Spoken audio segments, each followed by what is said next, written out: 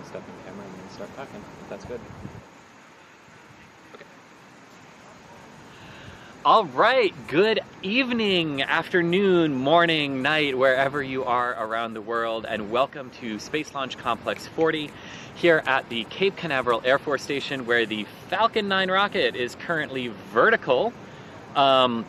Horizontal, not vertical, horizontal, on the launch pad as SpaceX continues to affect the final version of the repairs for that valve on stage 2 that they tweeted about yesterday, and ahead of the 5th Starlink flight that is slated to launch tomorrow morning, Monday, the 17th of February at 10:05 Eastern, which is 15:05 UTC.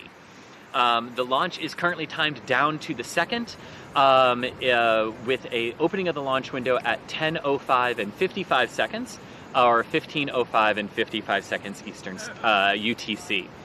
The drone ship, of course, I Still Love You, is located about 630 kilometers northeast of the Cape Canaveral Air Force Station, waiting to catch the first stage of the Falcon 9, which is core B-1056, making its 4th flight for us. And the fairing catcher ships Go Mystery and Go Mischief are also downrange, waiting to catch the payload fairings for this particular mission. So let's start with the booster for this mission, because this is pretty cool for SpaceX. This booster last flew the JC-SAT-18 Pacific 1 mission back on the 16th of December 2019. It has been just 63 days, launch to launch, if they launch tomorrow, from when this booster last flew, which is a record turnaround for SpaceX, and just 9 days shy of the total worldwide turnaround record of an orbital spacecraft between its launches. The record is still held by Space Shuttle Atlantis, which had just 54 days between its first flight and its second flight, launch to launch. But 63 days for SpaceX is a awesome goal, and an awesome achievement for them as they continue to tick down toward that goal of eventually launching the same booster within 24 hours of its 2 launches. So as we're here at the launch pad going through remote camera setup, I'm Chris Gebhardt. I'm the assistant managing editor of NASAspaceflight.com. I just realized I'm wearing a Rocket Lab shirt, not intentional. But, you know, I think we can all get behind the "I don't want to hold anymore" slogan, especially for this one. We want to see this mission launch. So I think that's a slogan we can all get behind. So tomorrow, things are looking good ground weather-wise. There is less than a 10% chance of Cape Canaveral weather prohibiting liftoff tomorrow. Sea states look good for recovery of the booster. The only thing they are monitoring is a moderate risk of upper-level wind shear that could delay the launch tomorrow. Now, unfortunately, the 45th Weather Squadron of the U.S. Air Force has changed the way that they issue their weather forecasts, and instead of including what the predicted upper-level winds would be, they no longer do that anymore, and they only give us this low, moderate, or high-risk matrix. So I can't exactly tell you what the 45th is predicting those to be, but there does appear to be a moderate risk of upper-level wind interfering with the launch campaign tomorrow. In just a couple seconds, I'm going to step out of frame and I'm going to zoom in a little tighter on the Falcon 9, and we'll do a sort of horizontal tour of it on the launch pad. If you have any questions about this mission, in particular the 5th flight of Starlinks, the Falcon 9 rocket, SpaceX in general, go ahead and throw them up into the chat of this YouTube, and my producers behind the scenes, Jared and Michael, will get them to me to get them answered for you. So as I step off screen real quick, one thing that we do want, that I do want to note, because it is very, very interesting for this particular mission, is the very different launch campaign that it's going to have, right? So all 4 previous Starlink missions launched, did an initial orbit insertion by the second stage into an elliptical orbit, and then about 45 minutes after launch, that second stage would fire up for about a 2-second, very quick burn that would then circularize the orbit. And then about 61 minutes after liftoff, the Starlinks would separate from the top of the payload. from the top of the second stage. Very, very different profile they are flying for this mission. It will launch just like normal. The second stage will do its burn just like normal, but it will be in an elliptical orbit at that point, and the Starlinks will separate just 14 minutes after liftoff while they are over the Atlantic Ocean. Just shortly after liftoff. So the Starlinks will not be in a circular 290 kilometer drop-off orbit like they have been before. They'll be in an elliptical orbit. Now, I know there's a couple of things out there of people who have said of what that elliptical orbit is. We checked with SpaceX earlier today, and SpaceX said that they don't have the precise perigee and apogee just yet, that the trajectory teams were still fine-tuning a couple of things, and that they should have those to us tomorrow on the broadcast. So those numbers that you see out there for perigee and apogee might be correct, but they might also be slightly different. We are checking, and as soon as we have those, we will get them to you. You can also see some clouds. There were a few storms here in the Central Florida area earlier today, but they're dying out as as sunset arrives and that energy sort of depletes. But nothing that has prohibited operations here at Cape Canaveral or anything of that kind today.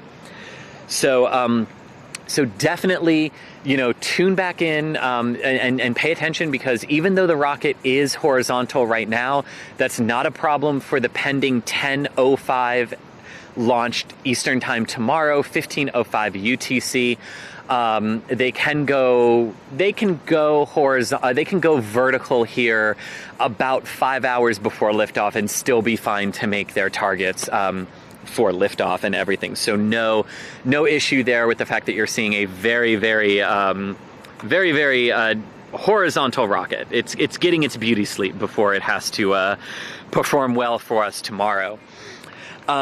So how long does it take to erect the Falcon 9 from its horizontal position that you see it and now to vertical? It takes about 10 minutes. The actual physical movement process takes about 10 minutes. It's very quick. When they first start, it starts very, very gently, and then once it's about 10 degrees or so-ish, kind of from how I eyeballed it at one of the Falcon Heavy events where we were at the pad when it went vertical, first 10 degrees are very slow, then it picks up speed, and then the last 15 to 10 degrees are very slow again as it gets to that full vertical position, but about 10 minutes. There, in Shadow Drone, that was an excellent question. Galaga Champ wants to know, what inclination is this mission going to? It's going to a 55-degree inclination orbit, so slightly more northeast out of the Space Center and slightly closer to the US and Canadian East Coasts than missions to the International Space Station. But it's a day launch tomorrow morning, so the visibility will not be great as it goes up the coast, sadly. But if this new Starlink deployment sequence at 14 minutes, if they repeat that sometime with as many missions as they've got, odds are we could get a pretty cool visual of the Starlinks coming off the stage as they work their way up the east coast of the US and Canada, but probably not, but definitely not tomorrow, given that it's a day launch at 10:05 a.m. Eastern, 15:05 UTC. But yes, similar inclination, same inclination that they're launching into a 55 degrees, just a different orbital apogee and perigee drop-off than we've seen before. What is the white building to the left of the screen? The white building to the left of the screen is not the horizontal integration facility. On this zoomed-in view, when I was zoomed back out, the white building to the left of the screen right now is the horizontal integration facility, right there. But zoomed in like that, the tannish building, grayish building behind the tip of the nose fairing there of Falcon 9 is one of the old Titan rocket processing centers that United Launch Alliance now owns, and it is actually where they are building the mobile launch platform for the Vulcan rocket, which will share the United Launch Alliance pad with the Atlas V as those two rockets are up and running together before the Atlas eventually transitions out and is retired and Vulcan takes its place in the launch market. But those are the two buildings that you're seeing there, as well. Continue to throw up your questions if you've got them. Definitely, if you're watching this, if you're just joining us, hello to wherever you are around the world. Good morning, good afternoon, good evening, good night, whatever time it is there. Thank you so much for watching. Let us know where you're watching from around the world. Spaceflight is becoming an ever increasingly global family. So wherever you're watching from, please let us know and let everyone else know in chat. What are the big white tanks near the fence line there? Those are some of the pressurization tanks and some of the propellant tanks for the Falcon 9. And that's as much as I can say about that.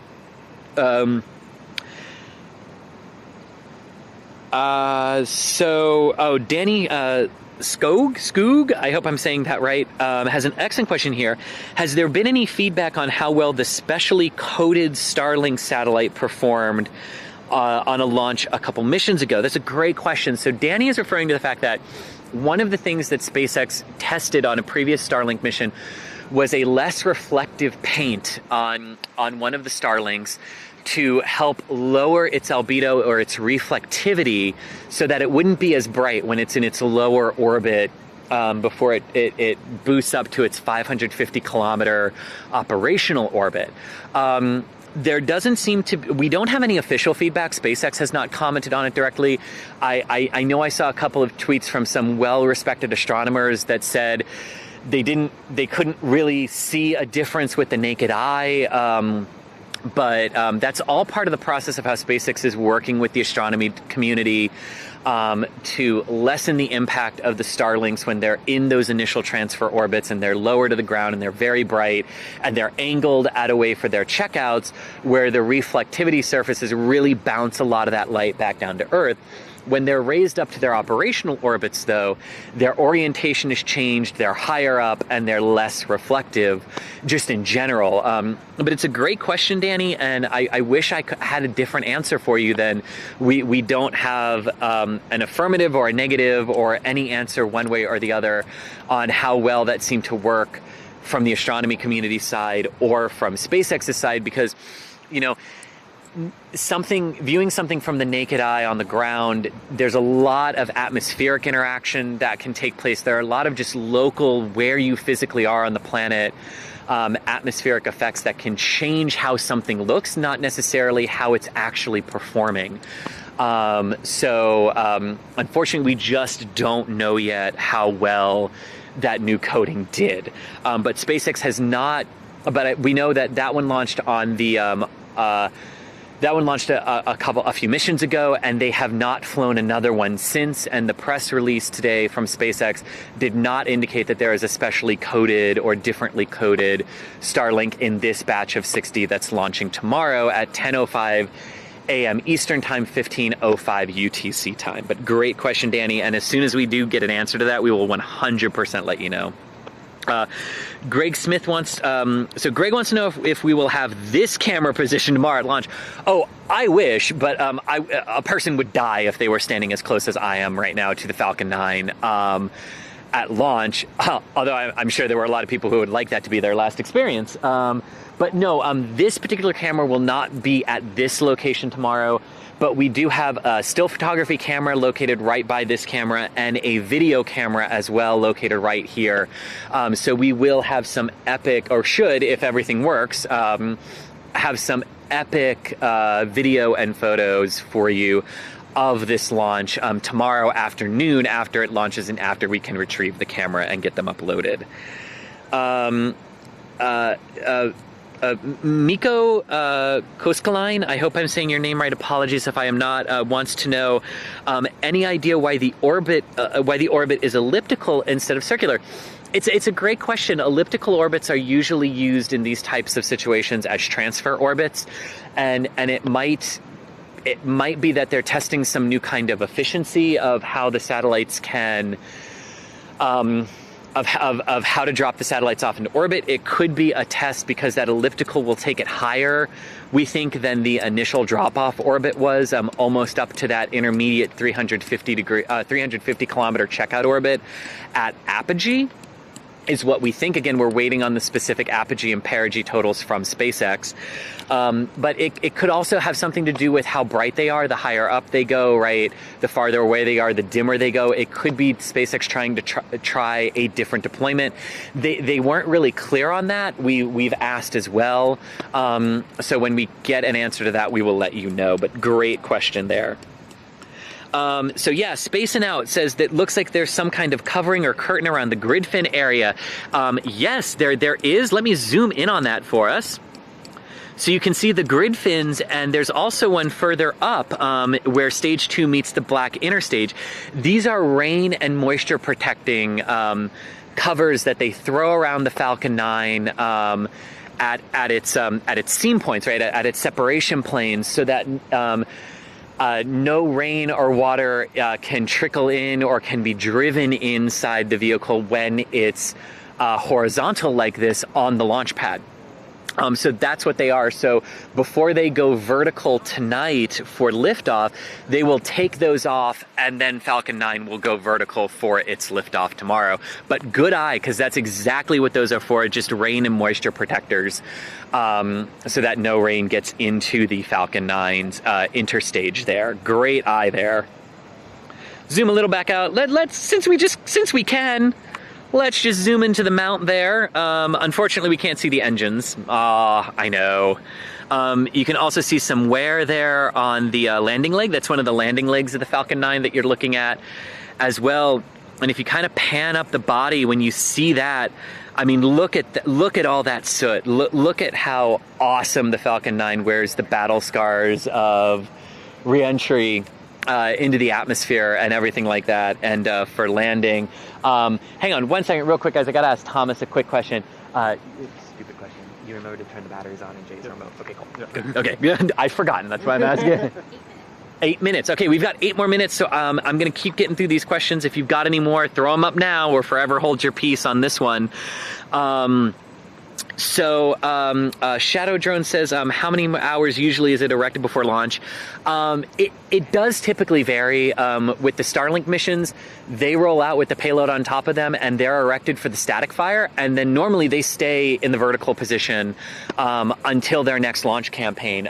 The only reason this one had to come back down horizontal was so they could do that valve work on the second stage that they alluded to in the tweet that they put out yesterday announcing the delay from today to Monday for the liftoff.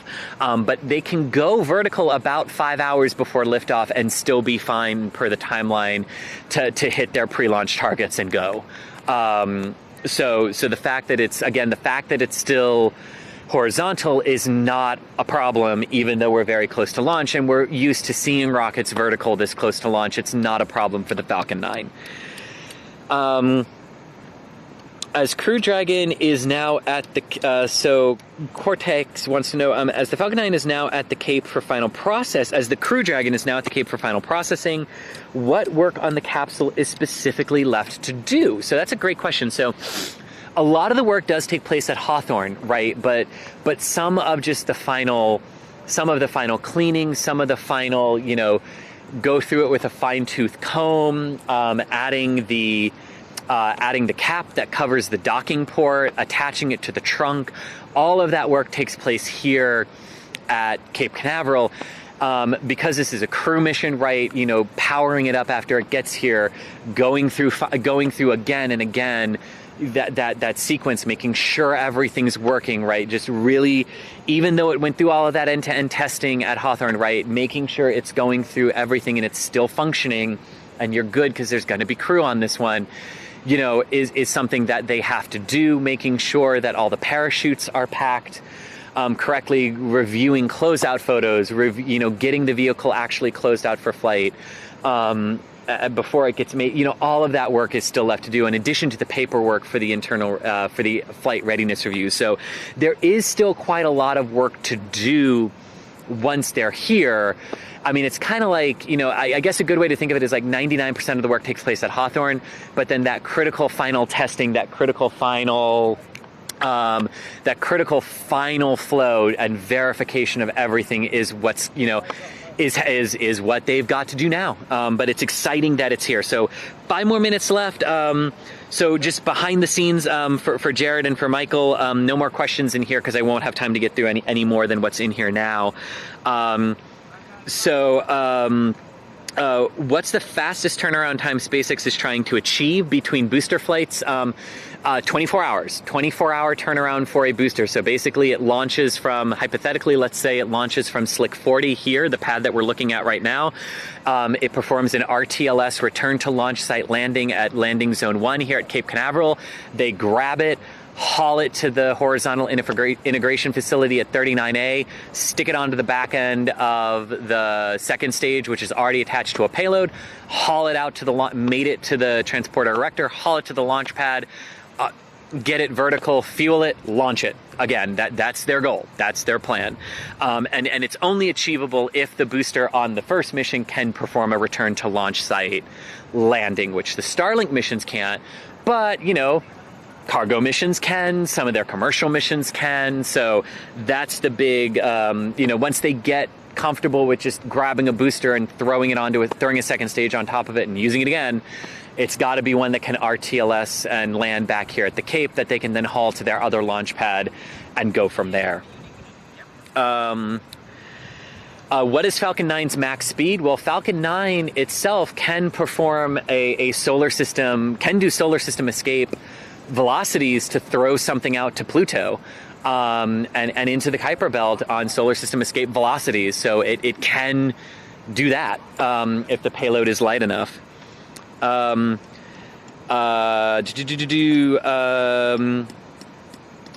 did the cameras that got set up for the Atlas launch fare? The cameras all fared very, very well. In fact, 2 of them, just like Falcon 9, are being reused today, along with the memory cards, the lenses, the tripods, everything. The cameras generally hold up really, really well. The thing with Atlas missions, especially Atlases with solids, is sometimes the debris, like the debris that comes out of the solids, because it's a very unclean burn of the solids, so you get a lot of soot, you get a lot of particulate debris that can really mess up lenses. That's the thing we really have to worry about, but thankfully I think it was only one of our photographers, Mike, had a lens that he didn't think he would be able to clean, but it looks like everyone else came through with being able to clean the lenses off and reuse them, which is awesome. And Jeffrey, this is going to be our last question because it's a great one. What determines a drone ship landing on Of Course I Still Love You or Just Read the Instructions instead of a return to launch site? Nowadays, it all comes down to payload mass and how much performance they need to get out of the first stage. For the second stage, either get that payload into its correct orbit, or if the second stage needs to perform some kind of test for them or the Air Force and the DoD afterward.